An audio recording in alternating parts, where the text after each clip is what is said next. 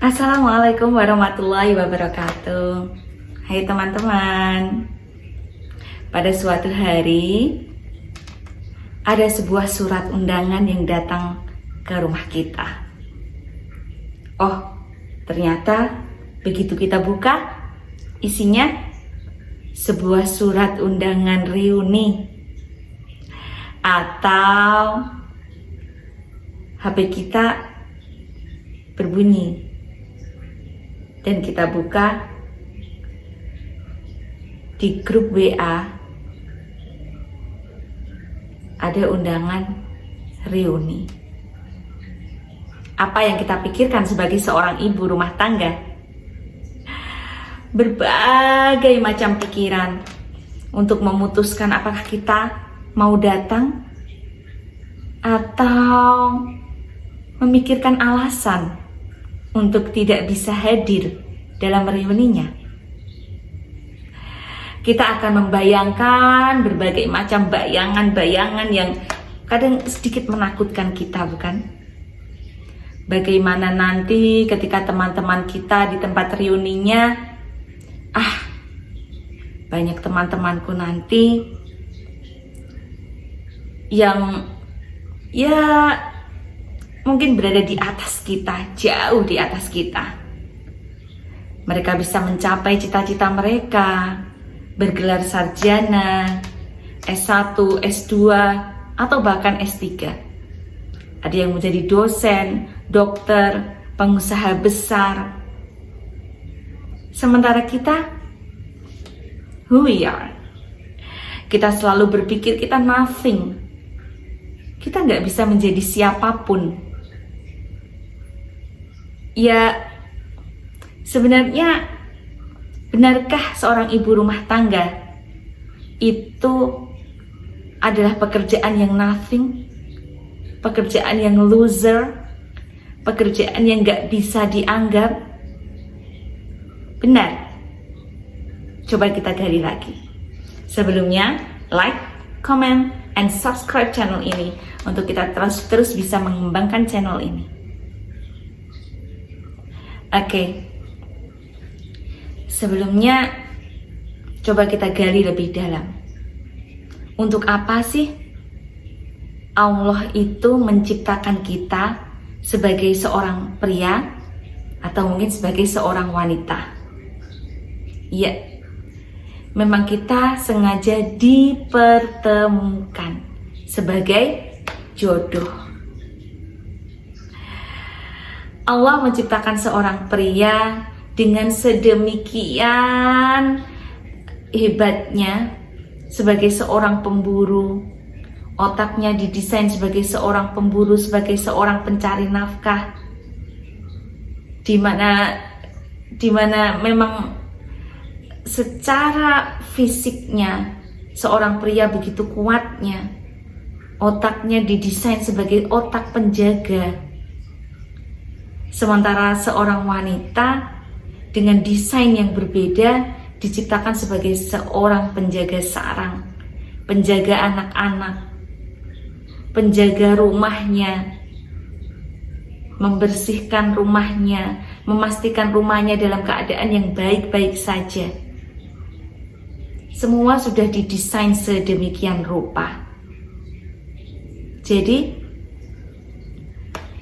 kenapa kita harus berpikir untuk mereverse kodrat kita dari seorang penjaga sarang dan kita harus naik level menjadi seorang pencari nafkah atau pemburu?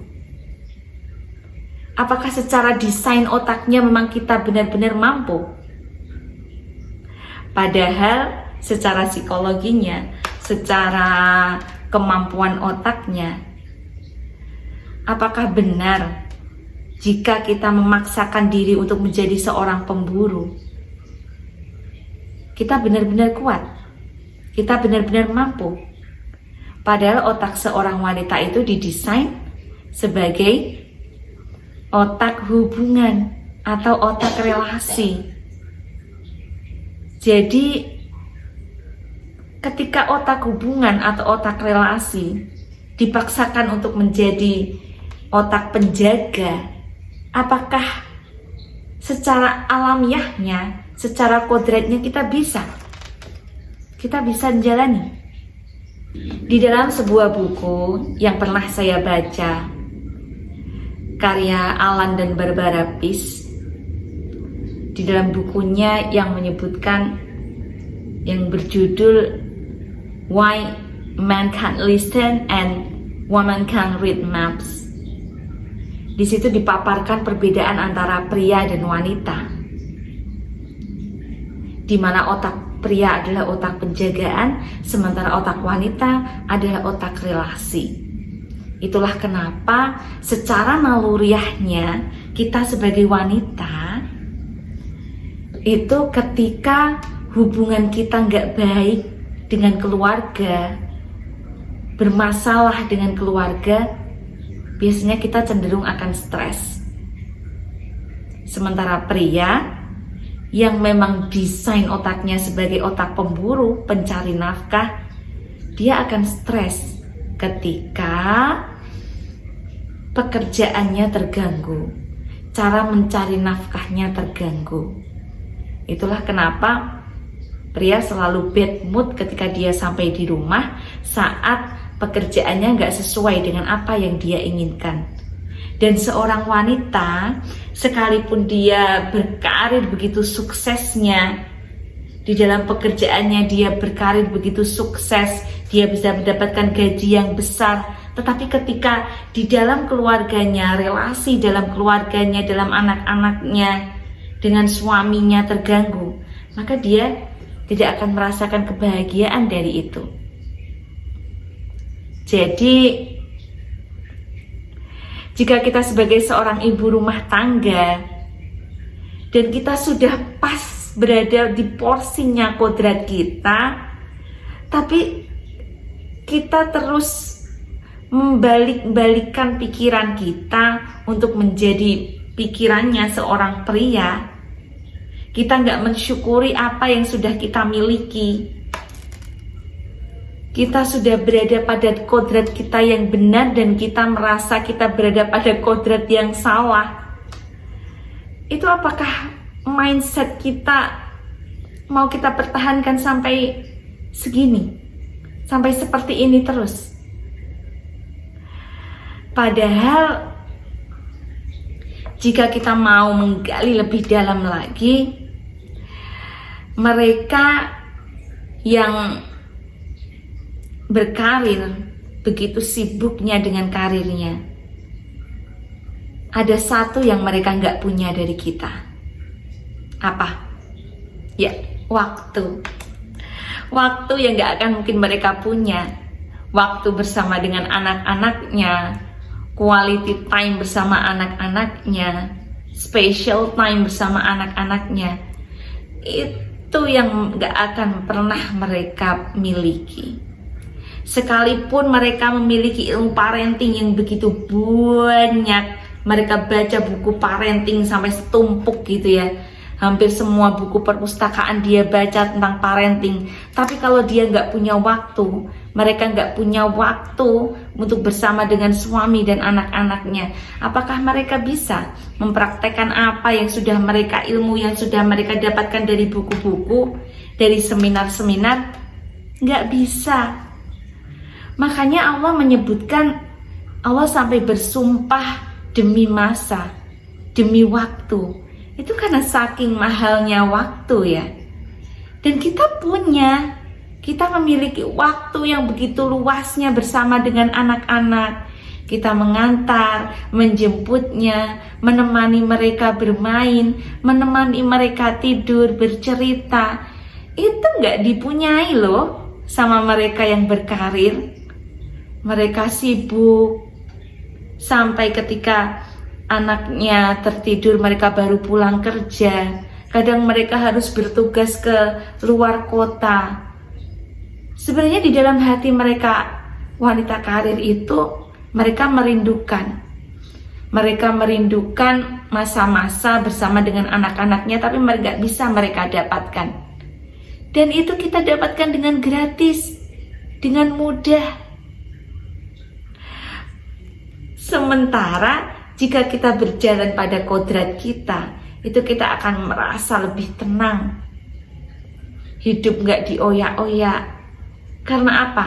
Karena kita sudah sesuai dengan porsi kita. Kita memiliki waktu yang begitu luas dengan anak-anak kita. Dan itu gak dimiliki oleh wanita-wanita yang begitu jenengan banggakan sebagai seorang wanita karir. Dan Anda ingin menjadi seperti mereka. Padahal si wanita karir kadang pengen loh menjadi seperti kita. Jadi kenapa kita nggak berusaha menikmati saja? Bukankah yang ada di hadapan kita itu sebuah investasi? Sebuah investasi besar, perusahaan besar. Kita berada pada investasi yang besar. Ya, anak-anak dengan suami adalah investasi terbesar. Perusahaan terbesar yang bila kita kelola, itu akan keuntungannya itu akan tembus sampai ke akhirat. Ya bukan? Jadi kenapa kita harus masih mengeluh bahwa kita ibu rumah tangga, kita nggak bisa ngapa-ngapain, kita nggak bisa menghasilkan apapun? Anda menghasilkan. Investasi itu bukan hanya berwujud uang. Kadang ada seorang wanita karir yang berkarir sampai tidak memprioritaskan anak-anak dan suaminya, melupakan. Padahal awal-awalnya bila ditanya oleh anaknya kenapa kok ibunya sibuk, selalu dia berdalih, aku melakukan semua ini demi kamu nak. Kamu jangan gitu dong, kamu harus paham dong sama ibu. Padahal secara nggak sadar kita sudah merenggut hak-hak mereka. Hak mereka dari kita. Mereka punya hak ditemani. Mereka punya hak didampingi belajarnya. Mereka punya hak dipenuhi semua kebutuhannya, disiapkan seragamnya, disiapkan sarapannya, disiapkan makannya. Mereka punya hak itu. Tapi terkadang kita nggak sadar ya, kita sudah merenggut hak itu dari mereka. Jadi ketika mereka emosi, sebenarnya mereka hanya ingin kita memberikan hak mereka. Hanya saja cara penyampaian mereka, karena kita nggak mengajarkan komunikasi yang baik, mereka mendapatkan komunikasinya dari gadget mungkin, dari teman-teman bergaulnya mungkin. Jadi mereka nggak paham bagaimana menyampaikan perasaannya kepada orang tuanya, dan orang tua menginginkan anaknya memahaminya karena merasa mereka melakukan semua itu juga demi anaknya. Akhirnya apa? Akhirnya ya sudah, tempuk kan? Tempuk dan break. Anaknya menuntut yang macam-macam, ketika haknya nggak dipenuhi, mereka menuntut yang lebih, menuntut yang lebih, menuntut yang lebih. Akhirnya semua yang didapatkan dari hasil karirnya hanya dikorbankan untuk anak-anaknya, hanya diberikan untuk anak-anaknya. Anaknya minta ini, minta itu, minta ini, minta itu. Akhirnya apa? Selesai kan? Apa yang dicarinya setiap hari, akhirnya hanya diserahkan kepada anaknya begitu saja. Nggak dapat apa-apa toh. Itu kadang yang terjadi, tapi nggak semuanya ya. Kadang ada seorang wanita karir yang masih bisa mengontrol diri, mengendalikan diri, membagi waktunya untuk tetap bisa orientasinya tetap kepada anak-anak dan suaminya. Ada. Dan itu poin kita. Jadi nikmatilah ketika kita menjadi ibu rumah tangga sekalipun dan kita memutuskan untuk berkarir, tapi kita tetap berorientasi kepada anak-anak, memilih pekerjaan yang kita tetap bisa menghandle anak, kita tetap bisa menyampaikan hak-hak anak-anak kita, hak-hak suami kita, dimana waktu kita nggak terenggut terlalu banyak untuk mereka. Oke, jadi teman-teman, ibu rumah tangga itu adalah pekerjaan yang sangat mulia. Pekerjaan yang kita sudah pas berada di kodrat kita, yang tidak perlu kita keluhkan. Karena memang secara otaknya, secara kemampuannya, memang kita sudah berada di jalan yang tepat. Jadi nikmatilah proses menjadi seorang ibu rumah tangga. Seandainya kita ingin berkarir, pun kita harus tetap menjadi penjaga sarang yang baik. Jadi banggalah menjadi seorang ibu rumah tangga. Pekerjaan ibu rumah tangga itu adalah pekerjaan yang mulia, pekerjaan yang sudah pas sesuai dengan kodrat kita. Kodrat kita sebagai penjaga sarang, ya kita nikmati sebagai penjaga sarang. Seandainya kita berniat berkarir, membantu suami, niatkanlah untuk membantu suami. Bukan kita berniat untuk beralih posisi menjadi sang pencari nafkah. Bukan. Kita hanya membantu suami saja. Tapi orientasi kita tetap kepada anak-anak kita, tetap kepada suami. Jadi kita di dalam hati tetap merasa tenang, tetap merasa ayem, tetap merasa tentrem. Oke teman-teman, sekian video dari saya. Jangan lupa like, comment, and share, subscribe, biar channel ini tetap terus bisa berkembang dan kita saling bisa memotivasi. Akhirul kalam, wassalamualaikum warahmatullahi wabarakatuh.